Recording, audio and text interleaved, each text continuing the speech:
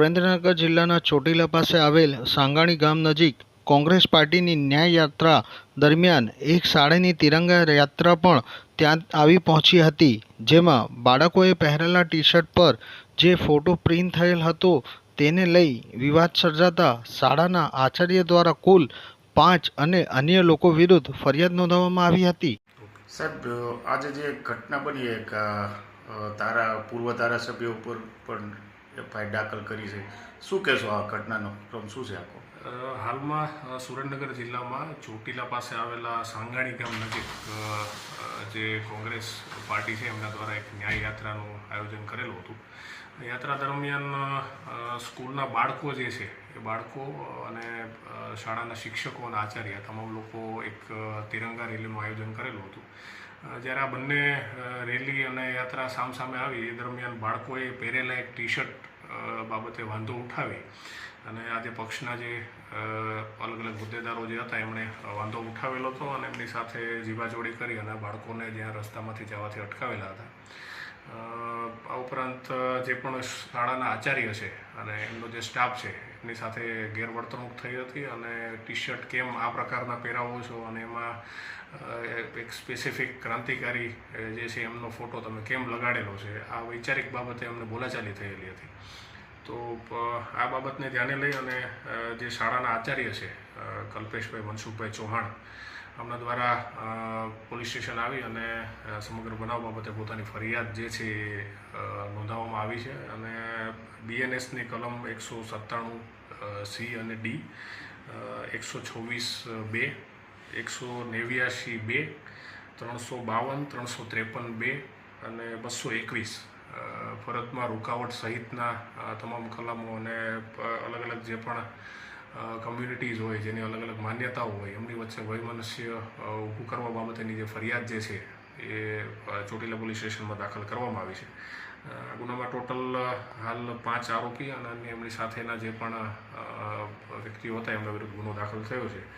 એમાં લાલજીભાઈ દેસાઈ રહે અમદાવાદ, ઋત્વિકભાઈ મકવાણા જેઓ પૂર્વ ધારાસભ્ય છે ચોટીલાના, રાઘવભાઈ મેટાડિયા ચોટીલાના છે, ગોપાલભાઈ ટોડિયા સાંગાણી ગામના છે અને હરીશભાઈ ઝાપડિયા પોતે પાળિયાદ ચોટીલાના રહેવાસી છે। આ તમામ વિરુદ્ધ આ જે સંલગ્ન ધારાઓ છે એમના મુજબ ચોટીલા પોલીસ સ્ટેશનમાં હાલ ગુનો દાખલ કરવામાં આવેલો છે।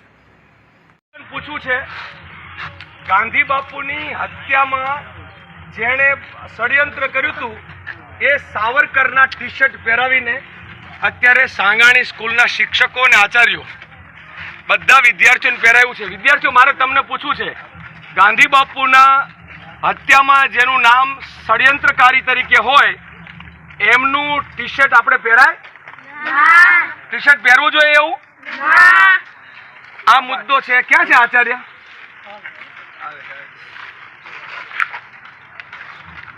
સ્કૂલ ડ્રેસ પણ આ નથી, સ્કૂલ ડ્રેસ જે અંદર પહેરો ને સ્કૂલ ડ્રેસ અંદર પહેરો ને એ સ્કૂલ ડ્રેસ મેં પૂછ્યું હતું વાલીને, આ સ્કૂલ ડ્રેસ છે સ્કૂલનો અને આ ટી-શર્ટ ડ્રેસ ને દબાવી દીધો। હા, દબાવી આ વિડિયો તો સ્કૂલ રહેવા દો ઘડીક રહેવા દો ચાલ શું કરો રહેવા દો ને ટી-શર્ટ કહું છું નહીં, સ્કૂલ ડ્રેસ ને અંદર દબાયો અને RSS ના સાવરકર વાળો ફોટો લઈને ફરે છે, આ બરાબર ના કહેવાય।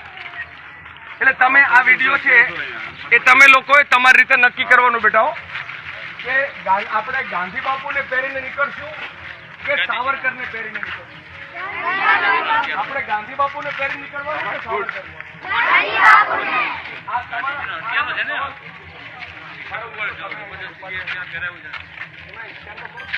દબાવી દે અને સાવરકરના ફોટાવાળા ટી-શર્ટ પહેરીને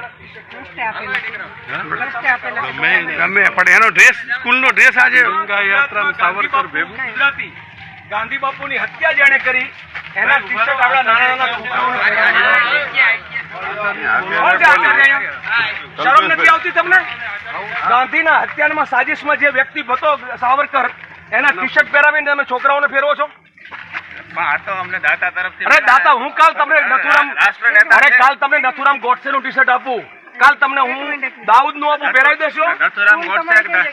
અહીંયા જ છે ચેન્જ કરો ના ચાલે આવું ચિઠ્ઠી નાખજો ને અમને પ્રશ્નો લખી કાલ રચનામ ગોડસે ના આપશે, કાલ રંગા ને બિલ્લા ના કોક આપશે, દાઉદ ના આપશે, કાલ દાઉદ ના આપશે.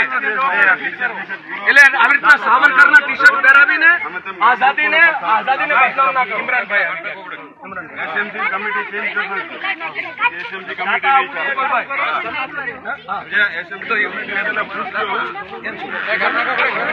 આપ સવાલ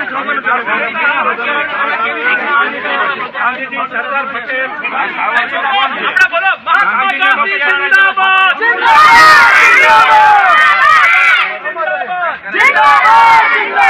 ગાંધી બાપુ અમર રહે, ગાંધી બાપુ અમર રહે,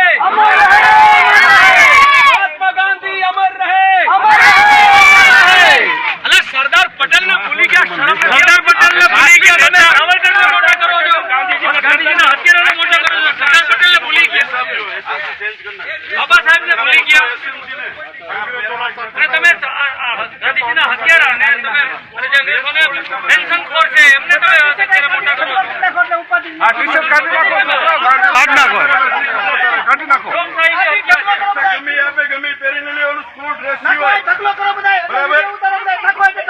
કાલે તમને દાવ પૂછ્યો ટી શર્ટ આપશે, બરાબર? એસએમસી ને પૂછ્યા વગર નિર્ણય ન લેતા ને એસએમસી ચેન્જ કરજો. એસએમસી તમે હાવ જીરો ડ્રામા આવી ગયો. ચેન્જ કરી નાખો.